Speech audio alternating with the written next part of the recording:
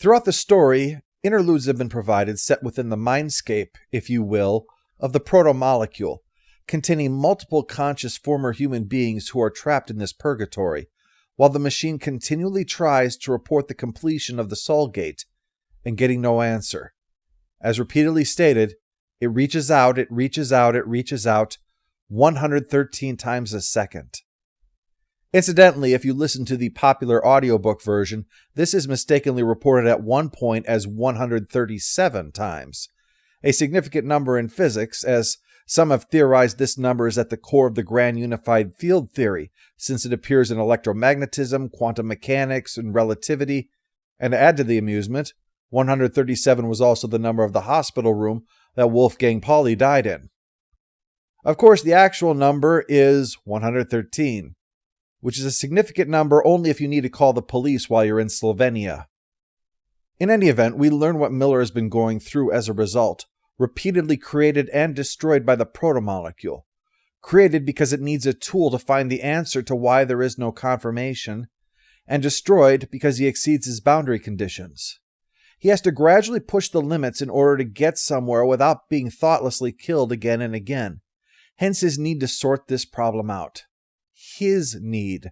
That pronoun is important as it shows development within the story, as Miller goes from being referred to it to being referred to as he. It is the investigator, a tool. He is Miller, a man looking for something, but nevertheless, a man. So when Holden talks about the problems they're facing, Miller takes advantage of the opportunity. He doesn't misuse it, but he does spot it. Holden wants to turn all these things off like back on the station in the slow zone, but Miller can't do that. As he notes, he's a tool, and a wrench just happened to be the solution to a hex head. But he points out that what he's searching for and what Holden needs could be linked.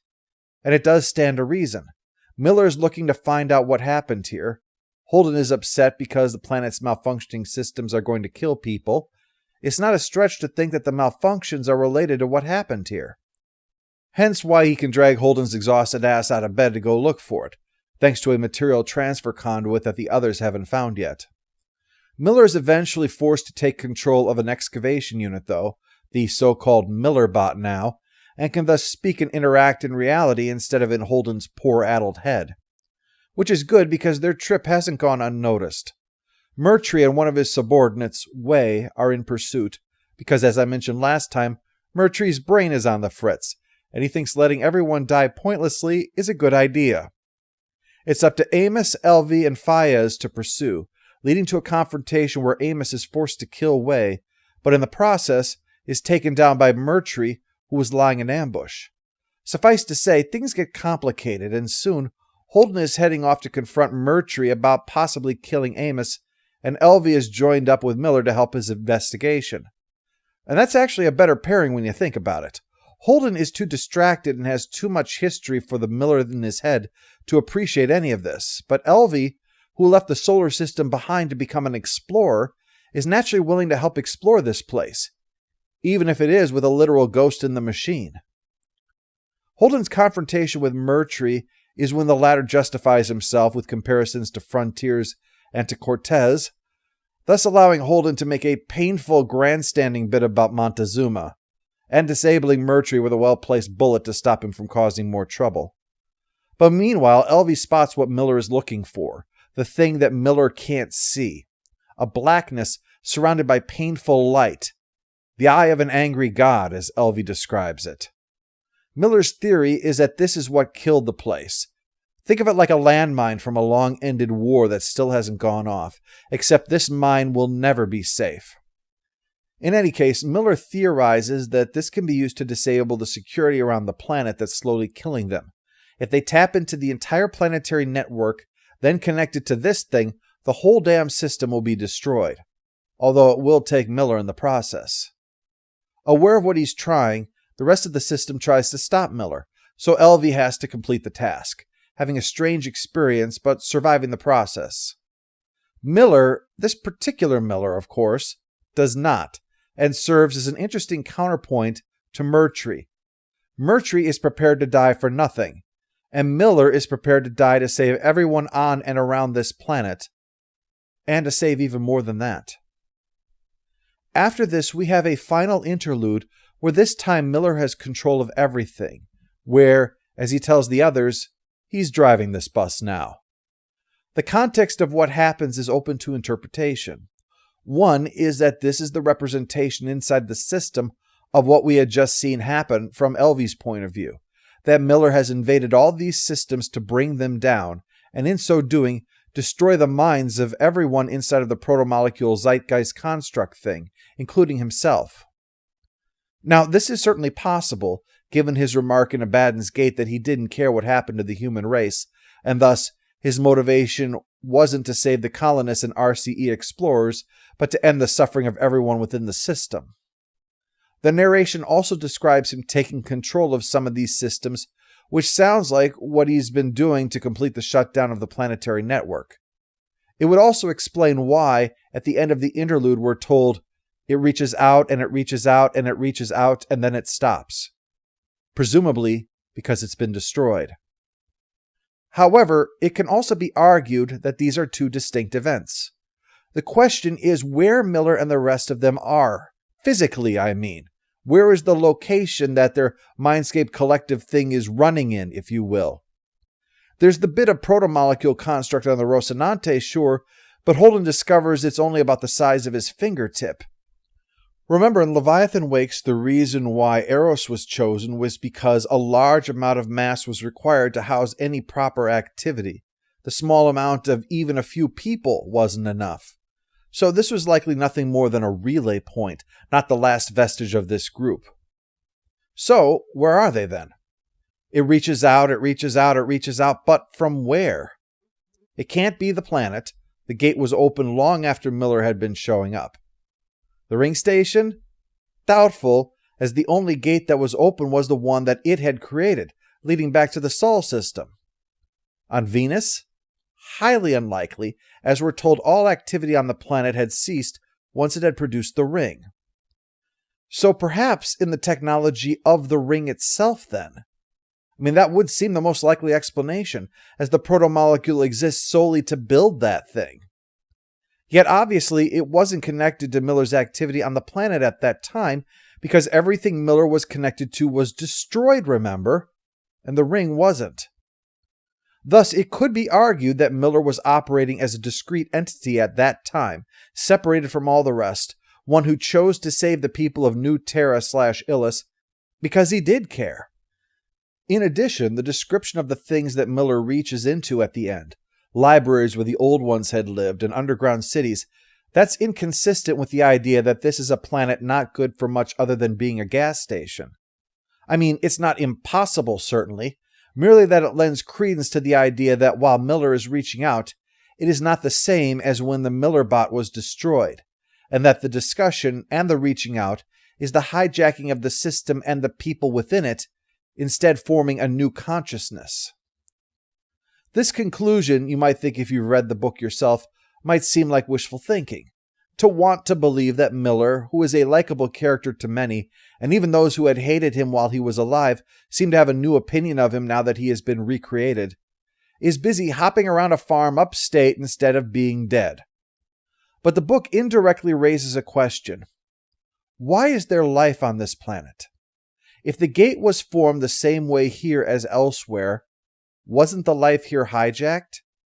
Is it possible that not all of it was required to build the gate? Or was it simply that, if life was capable of forming once, that it would be capable of forming once again in the time since the place went silent? We can only speculate. But here is a thought. Elvie said based upon her observations that the proto-molecule creators respected the reproductive technology of living things, and Miller mentions that these beings were a galaxy-spanning hive mind. Is it possible that those beings chose to become that way, to use their advanced technology to form their hive consciousness? And could Miller use his hijacked bus to do the same for the former people of Eros, thanks to what he learned on Illis? Oh, perhaps I should mention, Illis was the name in mythology of the man who founded the original city of Troy, the city that was built, prospered, and was destroyed only to lead to the forming of a new city, a city that would one day create one of the most remarkable empires in history. We are told, near the start of this interlude, if something received the report, it would stop. What if the reason that it stopped wasn't because it had been destroyed, but rather because, finally, something had received the report, the something that had grown within itself to replace the old ones with the new? That Troy was gone, but Rome had arisen and said, "Message received. Your work here is done."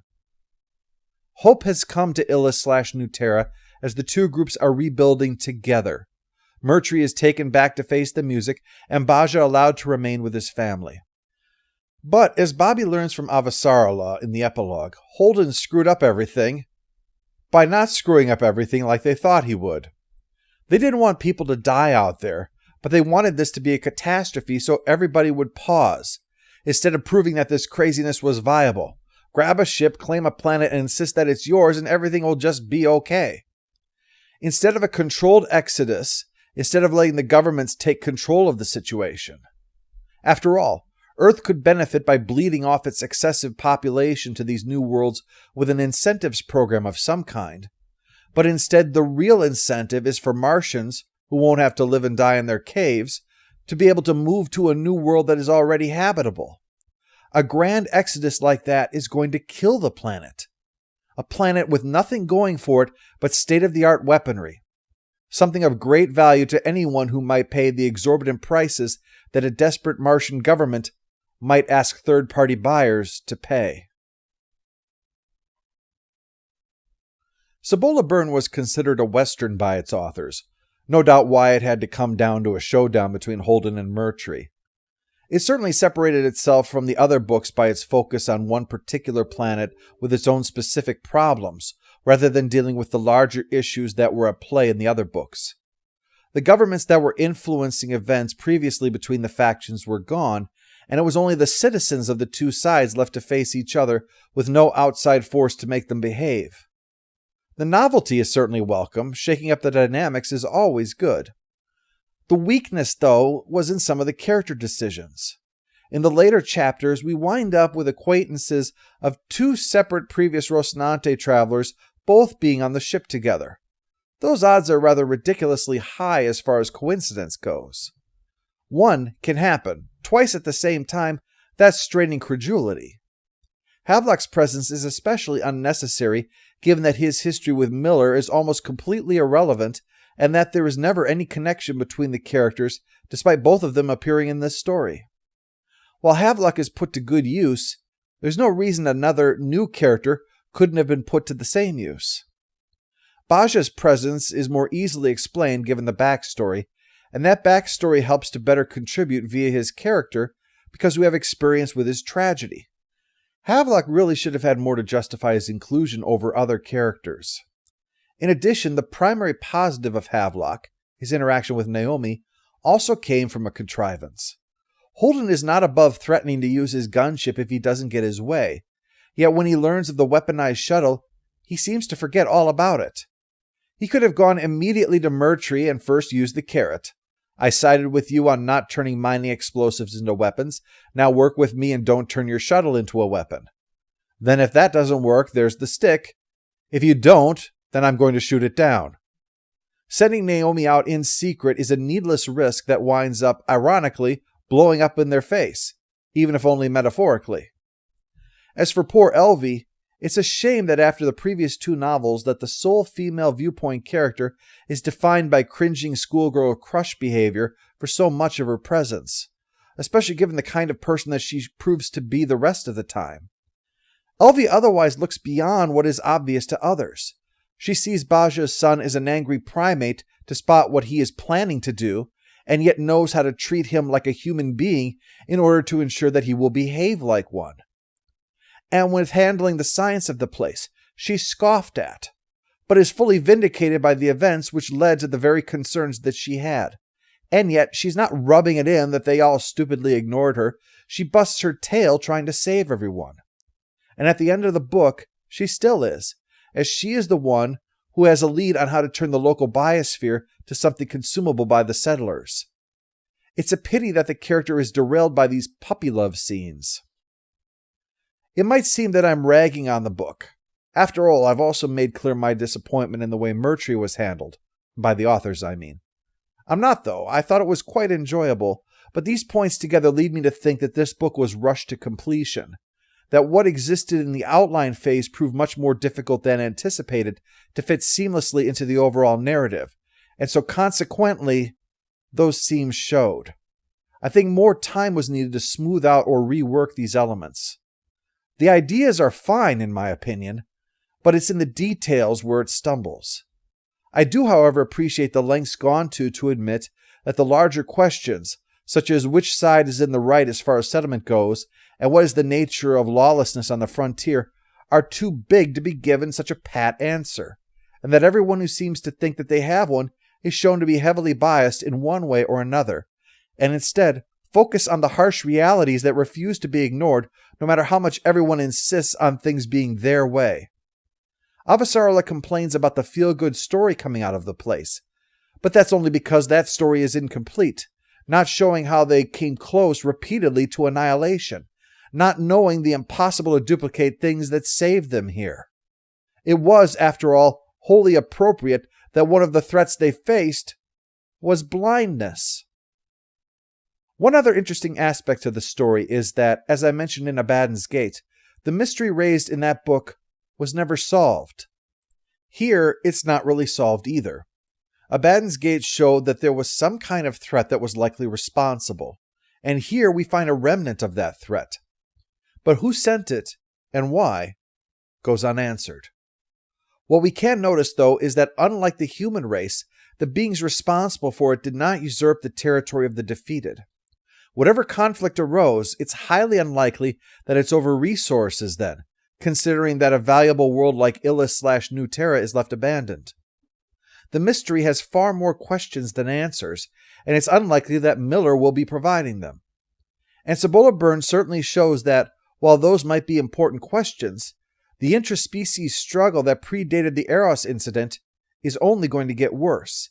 And if that power is still around, and still a threat, it will likely be ignored just like on New Terra until it is an undeniable threat.